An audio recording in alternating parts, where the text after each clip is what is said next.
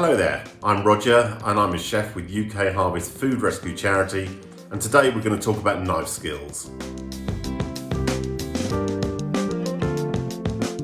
So in the kitchen we have three main types of knives. This is your main worker, this is your cook's knife, and it's about 7-8 inches blade length.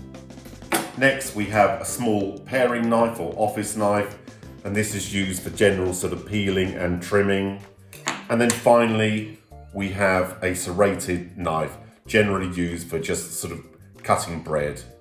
Okay, so rule number one, you just want to take a piece of tissue and just slightly wet it down under the tap and just secure your chopping board on top of it. This just stops your chopping board from skidding around the surface while you're working.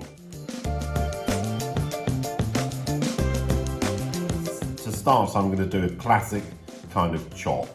So I put my hands into it like a claw kind of position. I bring my knife up, I rest it on the edge of the cucumber, and I've got the blade actually resting against my knuckles. So we just gently go up and down, and I'm slowly working my fingers back as I chop, with the blade just rubbing on the sides of my knuckles. Okay, so this time we're going to do a classic kind of rolling chop. So I'm going to take a pepper, I'm just going to cut down the sides. I've got a couple of pieces. So I just take my knife, and it's easier if you've got the shiny side of the pepper down in this case. But so I've got my hand in that kind of claw position, again, knife up against the knuckles, and I literally roll my knife using the shape of the knife. So it's very controlled, very safe, and you're just bringing your fingers back as you cut through.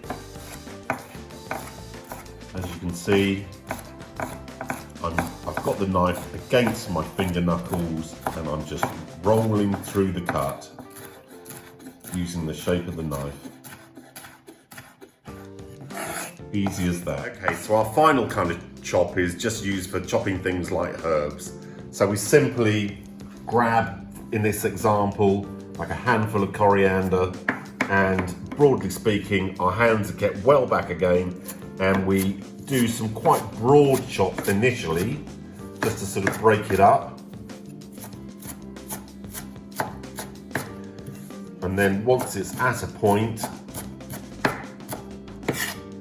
we simply put our hand on top of the blade, and we use this kind of motion. We use our knife to keep bringing the herbage into the middle of the board, and we can slowly get faster and faster. Keep bringing it into the center of the board.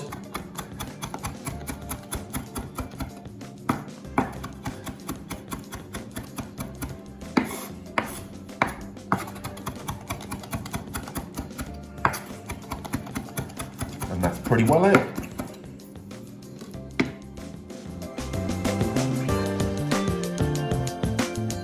Okay, so we're just going to demonstrate a couple of knife skills now. So we'll take our carrot. I'm just going to cut one flat of one end. That allows me to sort of stand that flat on the board. I'm going to now cut some slices straight down, just carefully against my fingers. And then just make some little stacks out of these pieces.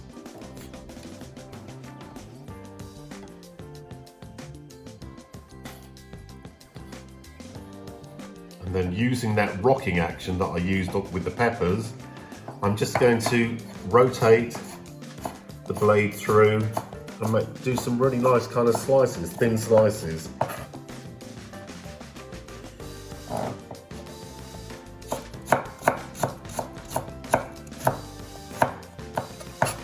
These lovely slices can then be used in things like coleslaw or just general carrot salads.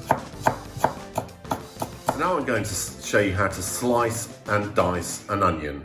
So take my red onion, using my small paring knife, quickly zip round the top, peel off those outer loose layers.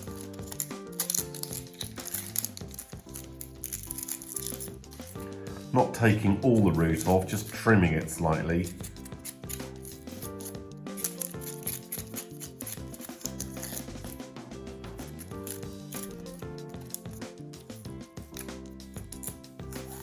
It's important to sort of take this skin off because it can be very hard and tusky if it goes into your food.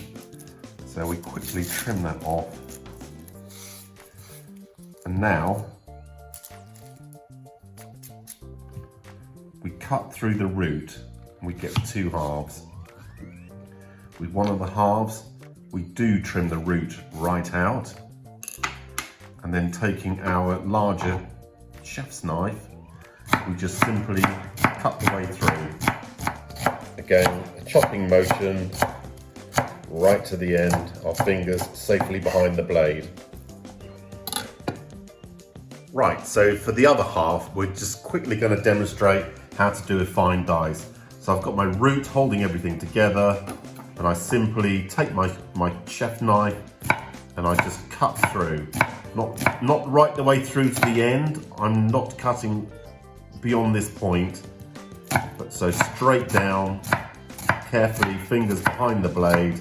I then do 2 or 3 horizontal cuts, being extremely careful, just taking it slowly. And then finally, I just do a vertical cut again.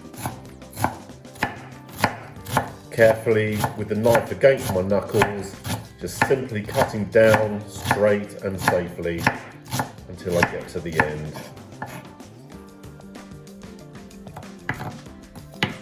And finally, we're just going to look at preparing a head of garlic. So this is the head.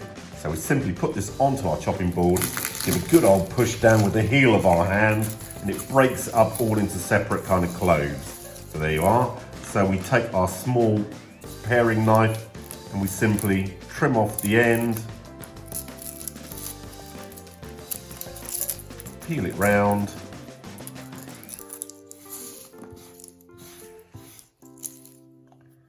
that's looking nice and clean. Just take one more, trim it round, top, bottom, and then we simply use our larger chef knife to slice through.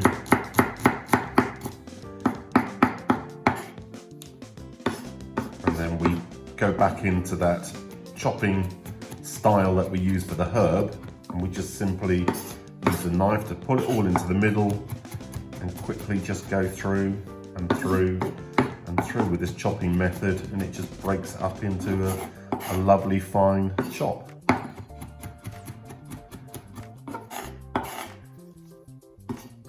And there we have it.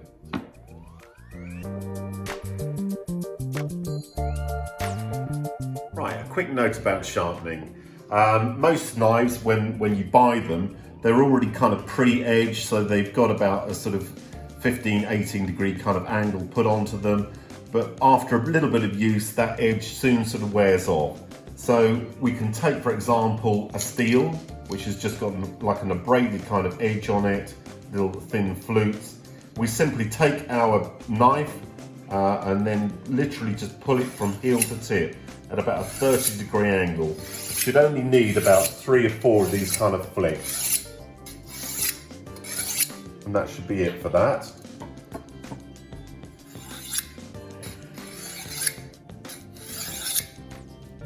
Okay, so another type of sharpener is this kind of style, whereby you just simply hold it very firmly down on the table, you put your knife in again, and simply just pull it through from heel to tip.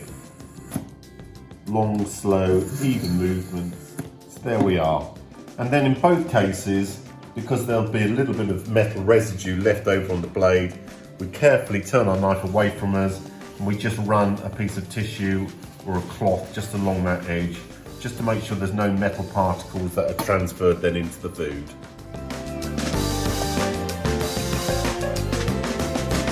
Okay guys, so finally a little bit of safety. At the end of the job, you take your knife, you make sure that it's carefully set alongside the side of your board, Be careful not to accidentally place it with the blade upright. Make sure it is nice and flat, set in from the table edge. We don't want young hands grabbing at your knife accidentally. And finally, a quick word. Take your knife over to the sink. Don't just drop it in the bowl. Otherwise, somebody might walk up and cut their hands. Wash your hands with nice hot soapy detergent water. And finally, a little puff over with sanitizer and a rinse.